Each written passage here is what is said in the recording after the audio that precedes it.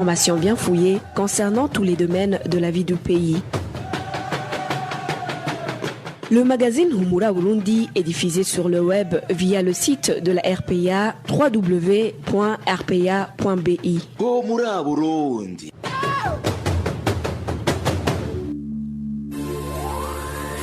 À la présentation, Janvier Ninina Hazgue.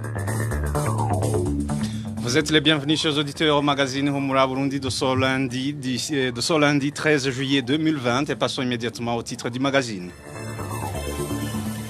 Il y a 4 ans que la députée burundaise au sein de l'Eyala Hafsa Mossi a été assassinée. Un haut cadre de l'ancien gouvernement Pierre Nkurunziza serait commanditaire de ce crime. Crise économique au sein des femmes vulnérables et jeunes sans emploi tant au Burundi qu'en République démocratique du Congo suite à la pandémie Covid-19. Un groupe d'élèves Imbonerakure sème la terreur à l'établissement lycée du lac Tanganyika sous prétexte d'appartenir au parti au pouvoir. Et en province Ruyigi, on parle de la commercialisation de boissons prohibées cautionnées par l'administration et la police. Et c'est tout pour le sommaire. Le développement des titres, c'est dans quelques instants. Lucie Kabela sur la mise en onde, ingénieur Égide Mwemero pour la prise d'image. Encore une fois, bienvenue 4 ans déjà après l'assassinat de la députée du Burundi au sein de la communauté est-africaine. Malgré l'arrestation le même jour de 5 suspects, les informations en possession de la RPA révèlent que Hafsa Mossi aurait été tué sur ordre d'un haut cadre du gouvernement en place. Les défenseurs des droits de l'homme réclament des enquêtes approfondies pour que la vérité sur ce meurtre éclate au grand jour. Le point avec Innocent Valentin Singiranga. Hafsa Mossi, député de l'Assemblée législative est-africaine EYALA, a été assassiné le 13 juillet 2016. Selon les informations dignes de foi en possession de la RPA, il a été assassiné alors qu'elle se rendait à un rendez-vous lui fixé par un policier du nom de Leonidas Ninganza, commandant de la zone centre. Les mêmes sources font savoir que le commanditaire de ce crime est passé par ce policier pour attirer Hafsa Mossi dans un piège. Et pour cela, il fallait que ce soit fait par une de ses proches connaissances, d'où le choix de Leonidas Ninganza, car ressortissant de la même province de Makamba. Selon une de nos sources au sein de la police nationale, le jour de l'assassinat de Hafsa Mossi, le nommé Félix Nyorugira, officier du groupement mobile d'intervention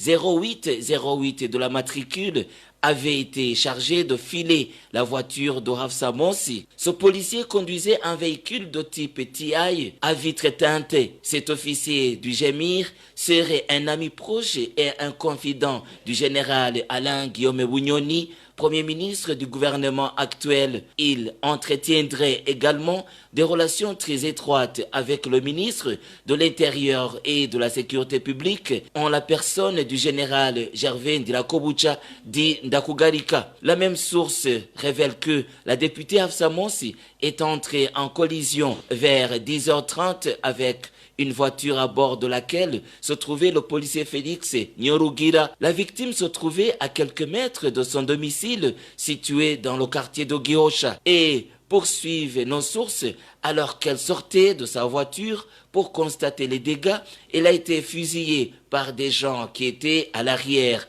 de la même voiture conduite par Félix. Les assassins, de même que le fameux Félix Nyorugira, ont vite vidé les lieux, laissant leurs victimes agonisantes. Elle serait secourue par des passants et finira par succomber de ses blessures avant d'arriver à l'hôpital militaire de Kamenge. Quelques jours avant, Hafsa Mossi avait confié au président de l'époque, Pierre Nkurunziza, qu'elle avait à plusieurs reprises été menacée par le général Alain Guillaume Bunyoni. 4 ans après, aucun suspect n'a jamais comparu malgré l'appréhension de 5 suspects arrêtés dans la fraîcheur des faits. De leur côté, les défenseurs des droits de l'homme réclament des enquêtes approfondies pour que la vérité sur ce meurtre éclate au grand jour.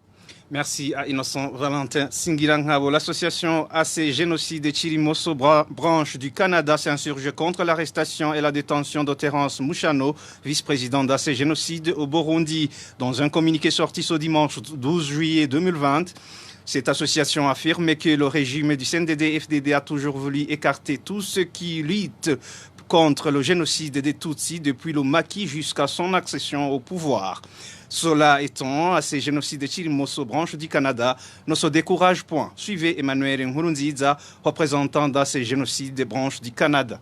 L'objectif de ce communiqué était d'abord de condamner avec la dernière énergie l'emprisonnement illégal, arbitraire de M. Terence Mouchano, vice-président de l'association à ces génocides de Chirimoso, dont il est d'ailleurs le porte-parole. Nous savons tous que depuis plusieurs années, ce militant infatigable de la cause du plus jamais ça a toujours été dans le collimateur du régime de CNDD-FDD, qui justement dans sa logique de vouloir taire à jamais toute voix qui dénonce le génocide, c'était donc l'occasion de rappeler que si nous vivons aujourd'hui la persécution permanente des militants anti-génocide, ça relève de la même logique qui fait que le Burundi soit dirigé par une organisation qui a commis le génocide pour arriver au pouvoir. Donc que nous ne pouvons pas laisser de tels abus passer sans notre condamnation. Nous avons ensuite profité de cette occasion pour réitérer notre soutien infatigable, indéfectible envers l'association à ces génocides de Chirimoso et bien sûr envers le concerné, M. Terence Mouchano et à sa famille. En plus, nous avons également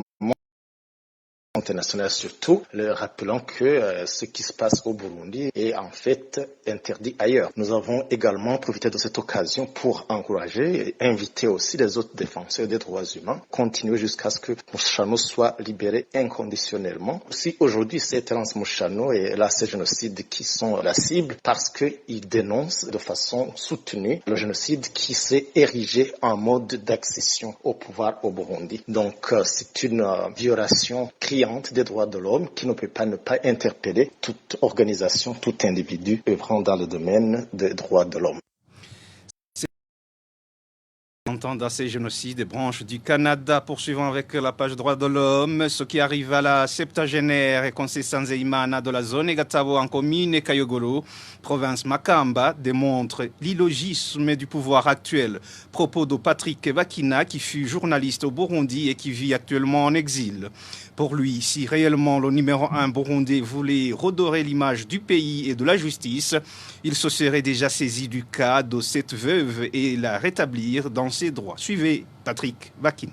Ce que je peux dire sur ce cas-là, c'est que ça veut dire quoi? Ça veut dire que tout ce que le parti CNDD-FDD nous dit, quand ils racontent, quand ils disent qu'ils ont mis Dieu Tout-Puissant en avant au sein de leur parti, chaque fois qu'ils organisent des croisades de prière, chaque fois qu'ils disent non, c'est Dieu qui nous guide dans tout ce que nous faisons, tout ça, ce sont des que des mensonges. Pourquoi je le dis ainsi? Premièrement, vous ne pouvez pas prétendre aimer Dieu que vous ne voyez pas et ne pas aimer Conceição Zeimana que vous voyez. C'est impossible. C'est un pur mensonge. Deuxièmement, Dieu est un Dieu de justice. Dieu ne fait pas de différence entre le CNDD-FDD et le CNL. Dieu ne fait pas de différence entre les deux membres de ces partis, les membres de ces deux partis. Dieu ne fait pas de différence entre le Hutu et le Tutsi. Dieu est un Dieu de justice. Troisièmement, dans le livre de Jacques, chapitre 1, verset 27, il est dit qu'un chrétien, un vrai chrétien, doit s'occuper des veuves et des orphelins. Je sais très bien que Jassé Misago, l'administrateur de la commune Kayogoro, le gouverneur de la province Makamba, Gervais Ndirakobucha, le ministre de l'Intérieur, Évariste Ndayishimiye, le président, tous ces gens-là, ce sont des chrétiens. Je demande à ces gens-là, toutes ces autorités, de rendre justice à cette vieille femme qui est en train d'être malmenée. Je demande au président de la République de prendre ce dossier en main et de rendre justice à cette vieille femme. Parce que il peut juste téléphoner. Il n'a pas besoin d'aller en province Makamba pour gérer cette situation ou rendre justice à cette femme. Il a juste besoin de téléphoner. C'était Patrick Vakina qui fut journaliste au Burundi mais aujourd'hui en exil. La septagénaire et veuve Conceição Zeimana vit un calvaire depuis un mois, à part qu'elle et ses deux petits-fils et ses deux petits-enfants ont séjourné en prison pendant 2 jours. Ils ont également été chassés de leur maison sur ordre d'Innocent Nimhagalite, représentant de l'Ombudsman dans les provinces du sud du pays. Ce dernier était intervenu sur sollicitation de la septagénaire pour jouer la médiation entre elle et l'administrateur de Kayogoro, Ngolo Zaché Misago.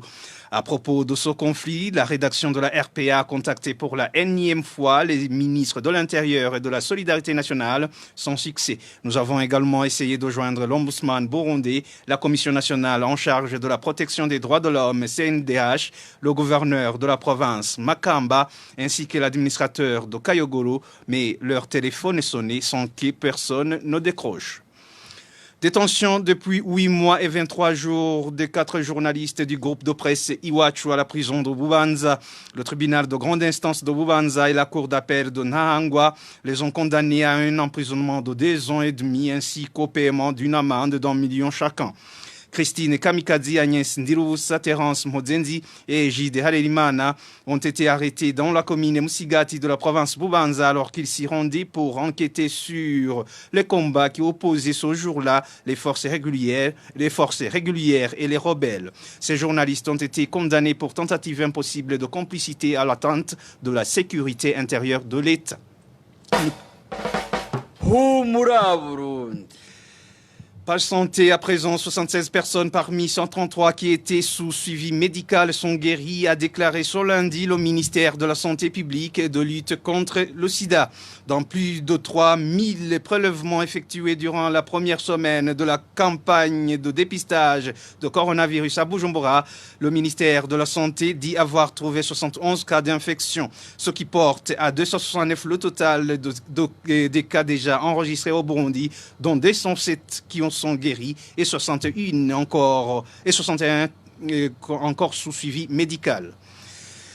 La pandémie de coronavirus a engendré une crise économique sans précédent au sein des petits commerçants transfrontaliers du Burundi et du Sud Kivu en République démocratique du Congo. Composés en grande majorité de femmes vulnérables et de jeunes sans emploi, ces derniers demandent aux autorités des 2 pays de leur venir en aide. Onésime Dushimagizé, son reportage. On faisait entre 1 ou 2 tours par jour et on trouvait facilement de quoi nourrir nos enfants. Aujourd'hui, suite à la fermeture des frontières, personne ne peut franchir la frontière burundo-congolaise, raison pour laquelle nous sommes dans une situation d'extrême pauvreté. La voix est celle de l'un des petits commerçants transfrontaliers qui utilise le poste douanier de Gatumba, relié au Burundi et reste de la République démocratique du Congo.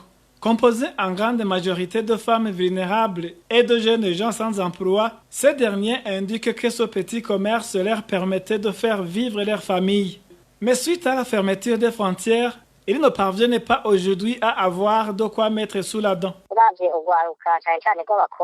Ces petits commerçants transfrontaliers sont composés essentiellement par des femmes vulnérables, des jeunes gens en situation de chômage, surtout des jeunes filles qui n'ont pas eu la chance de continuer leurs études à cause des grossesses non désirées. Tout ce monde se concentre dans ce petit commerce transfrontalier qui ne nécessite pas de grands capitaux. Avec 50 ou 100 $, on peut traverser la frontière pour acheter quelques marchandises à revendre. Cela concerne en grande majorité les femmes et les jeunes filles de Gatumba et de la ville d'Uvira.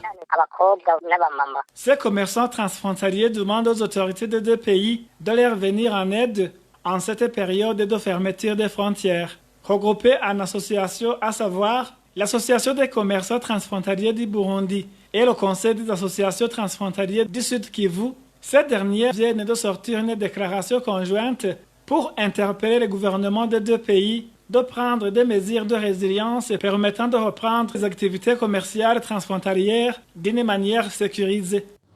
Merci Onésime Dushimagidze. Page éducation à présent. Un groupe d'élèves du lycée du lac Tanganyika sème le désordre au dit établissement et ne cesse d'enfreindre les lois. Ce groupe est composé par des Imbonerakure qui profitent des relations et des affinités qu'ils entretiennent avec certains de leurs professeurs pour exiger des points qu'ils ne méritaient pas afin de pouvoir avancer de classe. L'ancien directeur du lycée technique communal de Rugombo serait tenu par certains responsables du parti au pouvoir, CNDD-FDD, dans la province Chibitoke, le directeur communal de l'enseignement dans cette commune. Raison pour laquelle il refuse de remettre le matériel de travail alors qu'il a été suspendu depuis 1 mois dans ses fonctions, révèlent certains éducateurs au dit lycée. Vicky Chris Ninheletse nous fait le point. L'ancien directeur du lycée technique communal de Rugombo, Kwizera Manasseh, entretient de bonnes relations avec le directeur communal de l'enseignement et certains responsables communaux et provinciaux du parti. Des sources avisées estiment que cela serait la cause du refus de remettre le cachet de l'école à celui qui assure l'intérim du nom de Mitterrand, Ndaïkengurukiye. Parmi ces responsables du parti, il y a le frère de cet ancien directeur du lycée technique communal de Rugombo. Il est soutenu par son frère, qui est le vice-président du parti dans la commune. Chaque fois, il y a des personnes qui plaident dans sa faveur. Il y a aussi une femme du nom de Gertrude, responsable du CDFC, qui est membre du comité provincial du parti. Elle est également présidente de la Ligue des femmes du CNDD-FDD. Ce directeur est aussi soutenu par le directeur de l'enseignement en commune Rugombo. C'est ce dernier qui perturbe les activités de notre école, car c'est bien lui son chef direct. Quand il y a une personne qui dénonce ce directeur de l'école, le directeur communal de l'enseignement se met directement en colère. Gertrude, qui est parmi les responsables du parti, c'est son épouse. Pas mal de gens en commune Rugombo ne comprennent pas pourquoi les activités de cette école sont perturbées par un directeur suspendu. Oui, le directeur provincial de l'enseignement est compétent pour la décision qu'il a prise. La lettre est toujours là, même le ministre a la copie. Moussa Manasseh Kwizera, l'ancien directeur du lycée communal de Rugombo. L'ancien directeur du lycée technique communal de Rugombo a été suspendu par Jean Bosco Niyingabiye, directeur provincial de l'éducation de Cibitoke, sous l'ordre du ministère de l'Éducation en date du 12 juin. Certaines sources indiquent que ce directeur devrait être traduit en justice ou même arrêté par la police pour éviter qu'il utilise ce sceau de l'école pour des fins ignobles. La police est dans la province Cibitoke promet qu'elle va suivre de près ce dossier. Nous avons contacté encore une fois l'ancien directeur du lycée technique communal de Rugombo, Moussa Manasseh Kwizera, ainsi que le directeur communal de l'enseignement, Martin Nyonsaba, mais ils n'ont pas décroché leur téléphone portable. Humura Burundi. Page sécuritaire. 3 présumés criminels accusés d'avoir lancé une grenade mercredi dernier en zone Eboutelele de la mairie de Bujumbura ont été présentés à la presse ce lundi. Dans une conférence de presse animée par Pierre Moulikié, porte-parole du ministère de la Sécurité publique, il a fait savoir que cette bande est également auteur de plusieurs cas de banditisme dans la zone Kinama et dans les quartiers Mutanga Nord et Kabondo de la mairie de Bujumbura. Il a aussi ajouté que les enquêtes continuent en vue d'appréhender leurs complices et mettre la main sur les armes utilisées pour commettre ces forfaits. Une personne a été tuée dans la matinée de ce lundi sur la colline Kinyonzo de la commune Rutovu en province Bururi. Selon des sources administratives, la personne tuée faisait partie d'un groupe de voleurs de vaches. Le groupe avait volé 3 vaches sur la colline Nyagihotora en commune Matana pour les cacher dans un ménage de la localité de Kinyonzo. Selon les mêmes sources administratives, la victime a été tuée alors qu'il tentait de combattre contre les membres du comité de sécurité qui avait remarqué quelque chose d'anormal dans la localité et s'y rendait, selon les administratifs, pour s'enquérir de la situation. Des complices de la victime ont été arrêtés, mais auraient refusé de dévoiler l'identité de leur confrère tué, qui est en inconnu dans la localité. 5 personnes ont été assassinées dans différentes localités du pays la semaine écoulée. Parmi les victimes figure une fille qui a été violée avant d'être tuée. Le bilan hebdomadaire de la sécurité avec Emmanuel Ndaishimi. Anita Nsavimana est la dernière victime en date connue par la RPA. Elle a été retrouvée morte samedi dernier sur la colline Gatwaro, commune et province Muramza. Ses bourreaux n'ont pas été identifiés. La veille, une autre dino d'espèce Nshimirimana, originaire de la province Karuzi, a été décapité par des personnes qui n'ont pas été identifiées selon nos sources. Les tortionnaires ont trouvé la victime à son domicile 6 sur la colline Muramba, commune Bugenyuzi. Sur le coup, la police a indiqué avoir entamé des enquêtes. Le jeudi 9 juillet 2020, une jeune fille de 18 ans de la province Rutana a été retrouvée morte dans un chat situé au chef-lieu de la commune Musongati. Marie-Annie Kendaïchemeze, de son nom, aurait été sexuellement abusée avant d'être tuée. Selon ses voisins, elle a été portée disparue depuis des jours. Le même jeudi, un sexagénaire Dinodo Nicodème Ndikumana a été décapité sur la colline Kibenga, commune Gitaramuka de la province Karouzi. Les conflits fonciers seraient à l'origine de cet assassinat et ses 3 fils ont été arrêtés pour des raisons d'enquête. La dernière victime portée à la connaissance de la RPA est un habitant de la mairie de Bujumbura. Il a été tué par grenade dans la localité appelée Kuisamariro, située dans la zone de Buterere. Le crime a été commis mercredi dernier et 3 des présumés auteurs ont depuis été appréhendés. Les boissons prohibées sont de plus en plus vendues en commune Gisuru de la province Ruigi et ce, au vu et au su de tout le monde. La population de cette commune révèle que les vendeurs de ces boissons sont protégés par certains administratifs et policiers. Les détails avec Balthazar Mibour.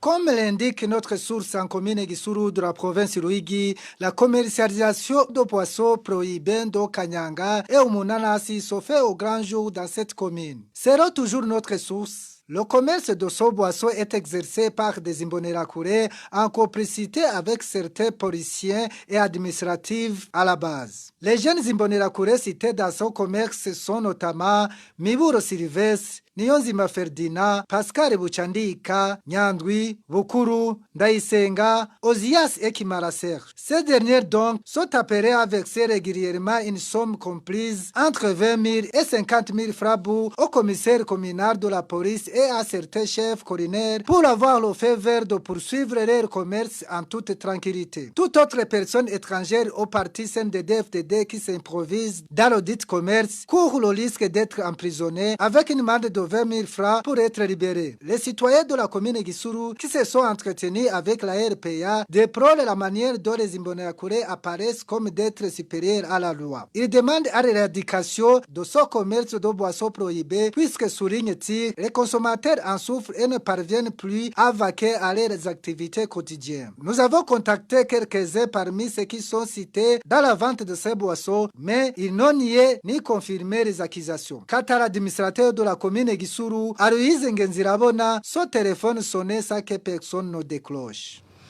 Balthazar Mibouro. Une famille burundaise du camp de Mahama lance un SOS pour leur enfant né avec une malformation au niveau des articulations des membres inférieurs. Les parents de cet enfant indiquent que les responsables du HCR leur ont signifié qu'ils n'ont pas de moyens pour faire soigner cet enfant. Clovis Nyonzim.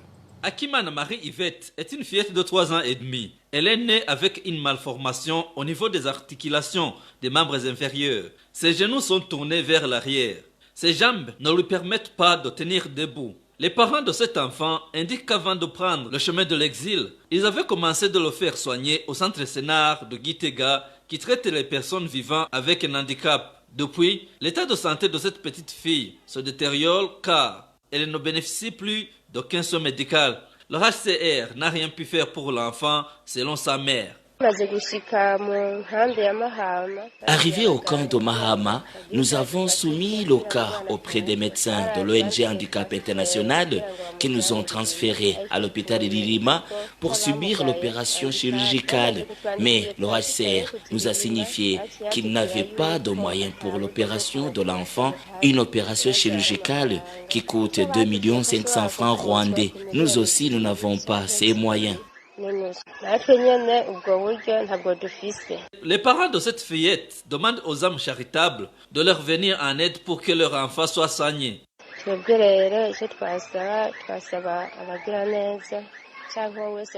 Nous demandons à toute personne qui en est capable de nous soutenir pour que cette petite fille bénéficie des soins médicaux, surtout que la situation de cet enfant se détériore de plus en plus parce qu'elle a arrêté son traitement.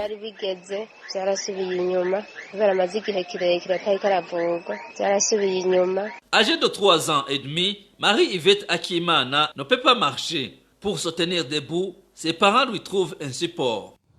Merci Clovis Nyonzima, et c'est par ici, mes chers auditeurs et auditrices, que nous mettons fin à ce magazine Humura Burundi de ce lundi 13 juillet 2020. Merci pour votre aimable écoute. Merci à toute l'équipe de la rédaction. Merci à Lucie Kabela et à l'ingénieur Ejide Mremero pour la bonne collaboration technique. À la présentation, vous étiez avec Janvier Ninina Hazoué. Passez de beaux moments chez vous.